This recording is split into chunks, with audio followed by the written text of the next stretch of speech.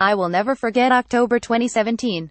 As a result of dozens of sickening sexual assault allegations against Hollywood producer Harvey Weinstein, a deluge of posts on Twitter and Facebook from angry and empowered women followed by the tag. The posts varied in their descriptiveness. Some women went into specifics, perhaps not naming names but naming the relationship: professor, boss, boyfriend, followed by a specific verb. Pick one: touched, groped, raped. Each detailed an unforgettable transgression and often a forced path into a new and lonely world. One I will never forget listed at least a dozen varied assaults, ranging from stranger touches on the street to date rape, all experienced on the fraught journey from childhood to adulthood. There on my computer, scrolling through social media with a cup of coffee one morning, I very much related to that one, yet all I could manage on my public timeline was a. As a poet and writer, I've written about many subjects, including the difficult, mental illness, war, exile, death. Why tackle this, especially in poetry? Why not let sleeping dogs lie, as I've been taught to do in my own family?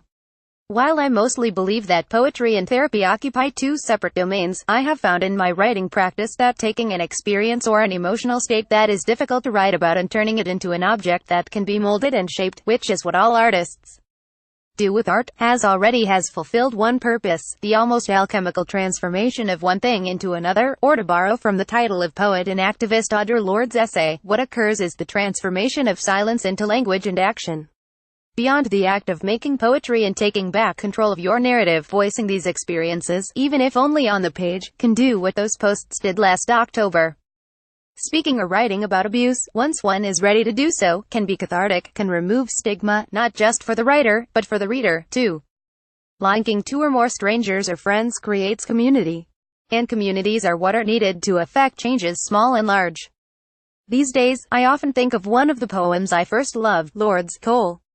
The poem is about many things, primarily black identity, but a portion of it has always stuck with me because it reminds me of my work as a woman and as a poet and the often difficult task of working with some words. Some words live in my throat breathing like adders. Others know sun seeking like gypsies over my tongue to explode through my lips like young sparrows bursting from shell. Some words bedevil me. During my Silence into Language workshop, part of Miami month, I hope to validate and facilitate for what some might be a small shift, and for what others might be something like metamorphosis. There will be a variety of exercises and poetic techniques to meet individual participants at different stages of their healing process. Some will be ready to speak plainly and directly. Others might need metaphors, maybe lots of metaphors, to enter through the poem's side door, even to be able to even approach the act of retelling their experiences. Some might write but not wish to share. We'll meet each other where we are. I plan to do some of my own writing and sharing, in the hope that I, too, can learn how to speak, communicate and commune in more articulate ways, and maybe even gain a new understanding of the things that have happened to me, too. Yadira Peralta is a poet who teaches writing and literature at Miami-Dade College. She is a Sunroom, Miami visiting poet at Emerson Elementary in Westchester, and is also assistant director of the Palm Beach Poetry Festival. Silence into Language will be held from 10 a.m. to 12 p.m.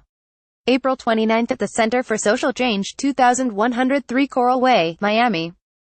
Participants will learn different techniques for writing poetry about sexual trauma in a small, intimate and safe space. For more information and to register, visit omiami.org.